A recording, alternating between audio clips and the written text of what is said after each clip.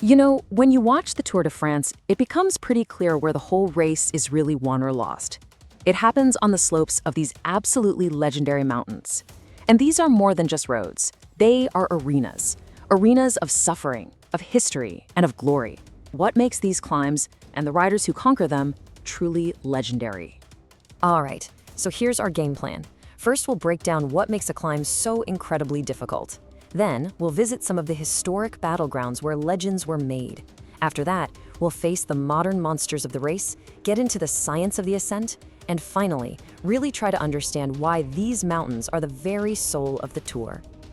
Okay, so how do you even begin to classify something so epic? Before we can really talk about legends, we've got to learn to speak the language of the mountains. Well, the answer lies in this term, horse category. It's French, and it literally means beyond categorization. And get this, the term was originally used for mountain passes that were so rugged, so out there, that they didn't even expect cars to be able to drive up them. In cycling, it's the official stamp for the most punishing, soul-crushing climbs you can possibly imagine. And it's on the slopes of these horror category climbs that history isn't just recorded, it feels like it's forged right into the asphalt. These are the places where the ghosts of the Tour's past still linger. Our first stop has to be the Col de Tourmalet. Thrown into the race way back in 1910, it was the Tour's first real taste of the high mountains, and it's been featured more than any other climb in the race's history. The story goes that when a race official first scouted it, his car got stuck in the snow. The driver completely freaked out, warned him about bears, and just fled. So the official walked the rest of the way and simply wired back to his bosses, "Good road, perfectly feasible." Unbelievable. So perfectly feasible, huh? How did the riders feel about that? Well, the winner that year, Octave Lepise, was the first man over the Tourmalet. And as he was struggling up the next climb, he famously spat this accusation at the race organizers. You can just feel the raw agony in those words. And you have to remember, he was on a single speed bike, riding on what were basically gravel tracks. Assassins? Yeah, that sounds about right. Now let's jump forward to 1964 to a climb on an extinct volcano, the Puy de Dôme. This was the stage for what many consider the greatest duel in Tour history. We're talking a shoulder-to-shoulder battle between Jacques Anquetil and Raymond Poulidor, with just 2 days left before the finish in Paris. The tension was just off the charts. This wasn't just a bike race, it was a clash of personalities that completely divided France. On one side, you had Anquetil, Maître Jacques, the cool, calculating 5-time winner. On the other, Poulidor, or Poupou, the beloved underdog, the eternal second. They rode so close their elbows were touching, neither giving an inch. In the end, Anquetil merely cracked, but he managed to save his yellow jersey by a mere 14 seconds. While history defines some climbs, others are legendary just for their sheer brutality. These are the modern-day monsters, where the landscape itself becomes the main rival. And there is no greater antagonist than Mont Ventoux, the giant of Provence. The French philosopher Roland Barthes didn't see it as a mountain. He called it a mythical beast, a god of evil that demands a sacrifice. Its barren, moon-like summit is totally exposed to these ferocious winds, making it a uniquely psychological and physical test. And sadly, in 1967, Ventoux claimed its sacrifice. The British champion Tom Simpson collapsed and died just a kilometer from the summit. It was a horrifying moment for the sport.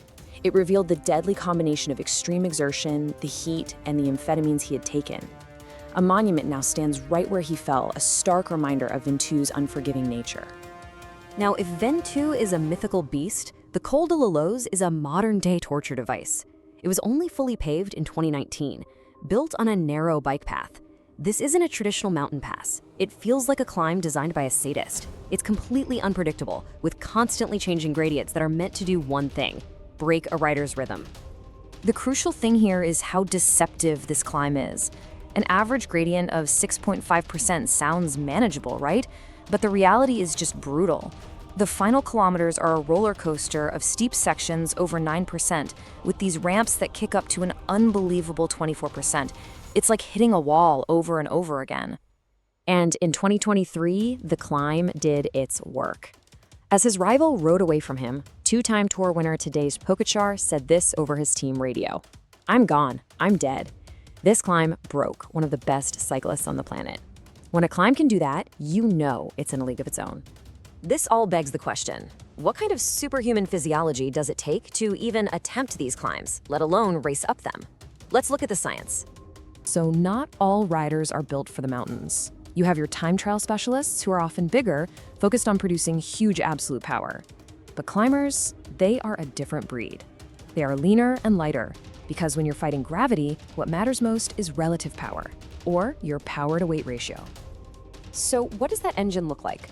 First, you need an incredible VO2 max. That's your body's ability to use oxygen. And research suggests that to even have a chance of winning the Tour, a rider needs a VO2 max of at least 80. For context, a healthy, untrained man might have a VO2 max around 40. These guys are on another level.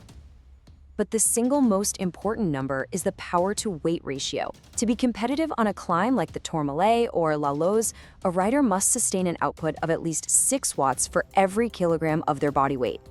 This is the elite metric that separates the champions from everyone else in the high mountains. Ultimately, these climbs are more than just a physical challenge. They're the very essence of what makes the Tour de France so compelling. So why do these mountains matter so much? Because they are where the race transcends sport.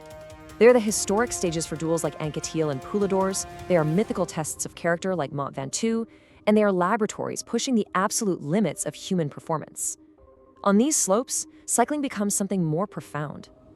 Which leaves us with a final thought. We've seen riders get stronger and bikes get better. Does this mean that for the Tour to remain the ultimate test, the race has to keep finding new, more brutal climbs like the Col de la Loze? Must the mountains themselves become more monstrous just to keep up?